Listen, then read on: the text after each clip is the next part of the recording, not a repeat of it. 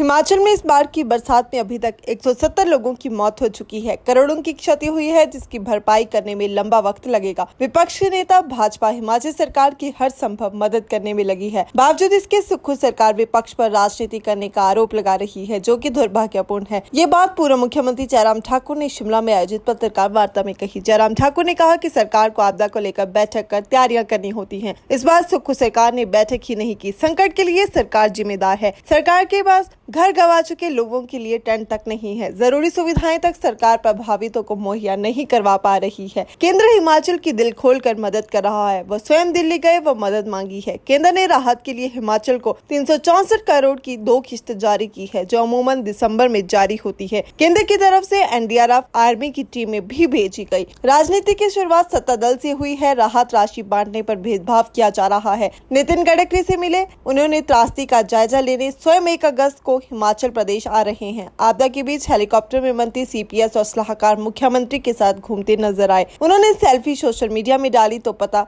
इसका चला। श्रेय लेने के लिए यहाँ तक कहा, आर्मी ने हाथ खड़े कर दिए तो मंत्री उनको निकाल लेकर आए। आर्मी पर ये बयान दुर्भाग्यपूर्ण है। सेब सीजन में सड़कों की हालत खस्ता है। पर्यटन व्यवसाय औंधे मुंह गिर गया है। सरकार के बीच आपसी तालमेल नहीं है। मुख्यमंत्री को मदद के लिए दिल्ली केंद्र सरकार के पास जाना चाहिए था। प्रधानमंत्री से लेकर अन्य मंत्रियों से मिलना चाहिए था, जिसकी उन्होंने आज तक जहमत नहीं उठाई। की बार की बरसात में जो बारिश का रुख देखने को मिला है, यह अप्रत्याशित है।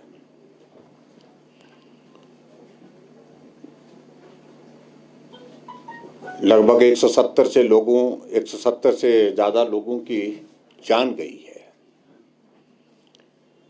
जो उस दृष्टि से एक बहुत बड़ा आंकड़ा है, जिसमें प्रदेश के लोग भी हैं और प्रदेश के बाहर के लोग भी हैं।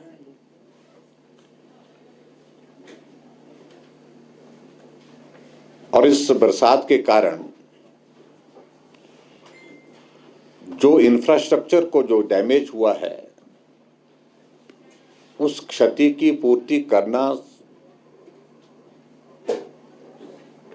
बहुत ही कठिन भी है। और हिमाचल प्रदेश में हम विपक्ष में हैं और विपक्ष की ओर से हमने पहले दिन से ही बड़ा स्पष्ट किया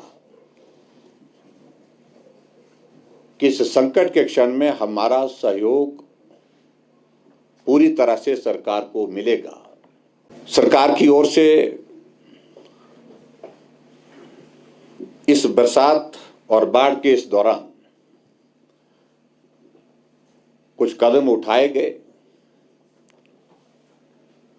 लेकिन इस बात को लेकर के भी मैं जरूर कहना चाहूंगा, हमने कहा कि उसमें भी हमारा पूरा सहयोग रहेगा। लेकिन कुछ चीजों को लेकर के बार बार यही सुनने को, देखने को मिल रहा है कि हम उसमें सहयोग नहीं कर रहे हैं, राजनीति कर रहे हैं। यह आरोप बिल्कुल लगातार जो है वो सत्ता पक्ष की ओर से हम पर, हमारी पार्टी के सब साथियों के ऊपर लगाने का प्रयत्न हुआ है, और मैं समझता हूं वो दुर्भाग्यपूर्ण है। हिमाचल प्रदेश में एक व्यवस्था, स्थापित व्यवस्था पहले से रही है, जिसको हमने 5 वर्ष तक चलाया, और उसके अंतर्गत हिमाचल प्रदेश में 3 महत्वपूर्ण जो दौर आते हैं एक कैलेंडर ईयर में।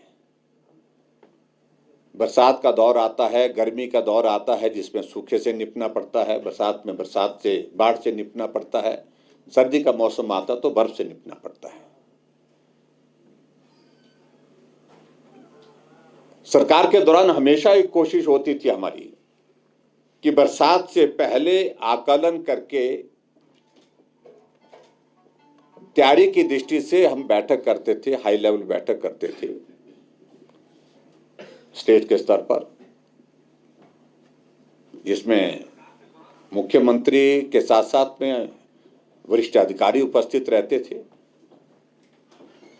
इस बार बरसात में वेदर फोरकास्टिंग क्या रहने वाली है, क्या आकलन है,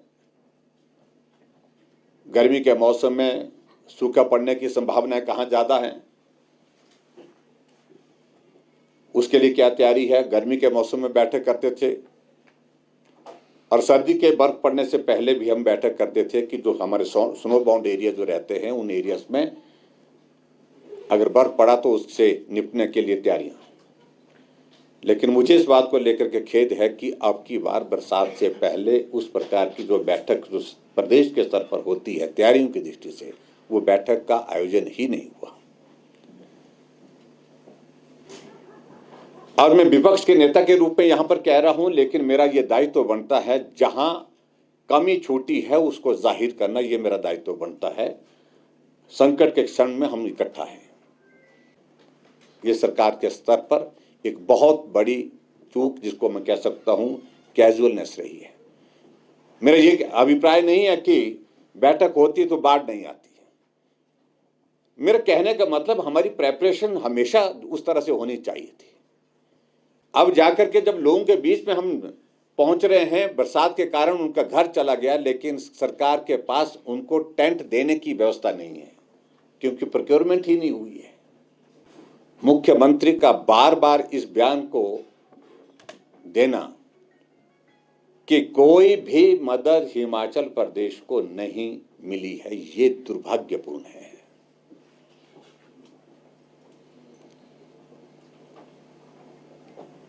मैंने कहा कि एनडीआरएफ की टीमें हिमाचल प्रदेश में, आर्मी की टीमें रेस्क्यू ऑपरेशन के लिए हिमाचल प्रदेश में, आर्मी के हेलीकॉप्टर रेस्क्यू ऑपरेशन में जुटे और केंद्र से जो एडवांस राहत राशि हिमाचल प्रदेश के लिए जारी करना 364 करोड़ के लगभग, उसके बावजूद मुख्यमंत्री का इस प्रकार से कहना यह बहुत दुर्भाग्यपूर्ण है। जब इस प्रकार की बात आती तो स्वाभाविक रूप से इस बात को हम कह सकते हैं कि राजनीति की शुरुआत इस संकट के क्षण में, इस त्रासदी के दौरान अगर शुरू हुई है तो वो सत्ता पक्ष की ओर से हुई है। और जब मुख्यमंत्री बार बार इस बात का जिक्र कर रहे हैं तो इनके जो छुट भैया नेता जो है नीचे भी इस बात का जिक्र करने की कोशिश कर रहे हैं।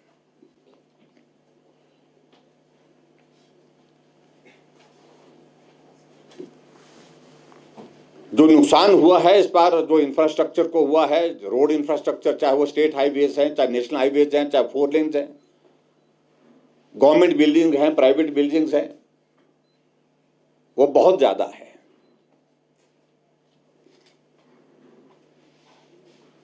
और उसमें जो रिलीफ की इन्होंने व्यवस्था की, उस सारी बात को लेकर के मुझे ज्यादा टिप्पणी नहीं करनी है। मैं सिर्फ इतना कहना चाह रहा हूं, एक फौरी राहत का एक शब्द जिसका हम इस्तेमाल करते हैं, वो फौरी राहत जो है, जो तुरंत जो है, जो प्रभावित परिवार होता है उनको दिया जाता है। और वो राशि थोड़ी होती है, वो राशि ज्यादा नहीं होती है, 15,000 20,000 रुपए इस तरह से होती है। उसको कैश की शेप में देने की व्यवस्था रही है। लेकिन यहां पर फौरी राहत के बजाय जो है, वो जो पूरा जो पैसा जो है वो लोगों के हाथ में कैश की शेप में दिया जा रहा है। और कैश देने वाले कौन हैं? विधायक को समझ में आता है,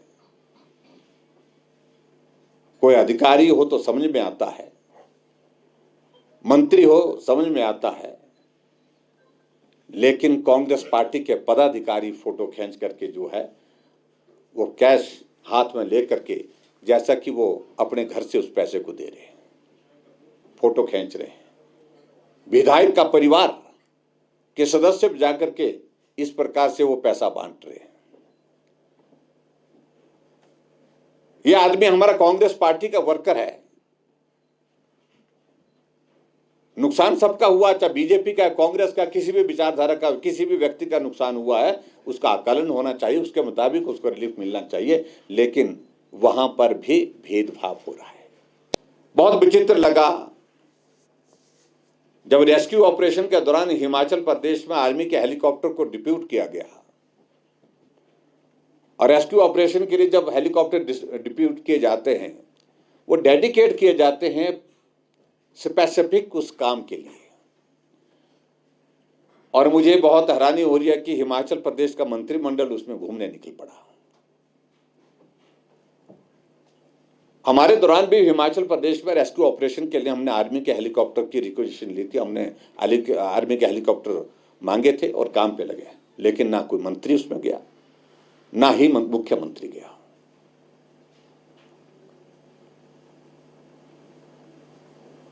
क्योंकि उनको रेस्क्यू ऑपरेशन के लिए डेडिकेट किया जाता है। एक आदमी, 4 आदमी, जहां भी जो लोग फंसे हैं उनको ज्यादा से ज्यादा निकाला जा, मतलब ज्यादा से ज्यादा निकालने में आर्मी के जो जवान उसमें होते हैं वो काम कर सके। लेकिन यहां सेल्फी खींचते हुए मंत्री और सीपीएस उसमें देखे, उनके जो एडवाइजर उसमें दिखे। हमें तो मालूम नहीं था, लेकिन जब सोशल मीडिया में उन लोगों ने सेल्फी खींच करके फोटो अपने आप डाल दिए तो जानकारी मिली। मैं समझता हूं ये बहुत गैर जिम्मेदाराना काम किया है। व्यवस्था परिवर्तन के नाम से सरकार, लेकिन अव्यवस्थाओं का आलम चारों तरफ।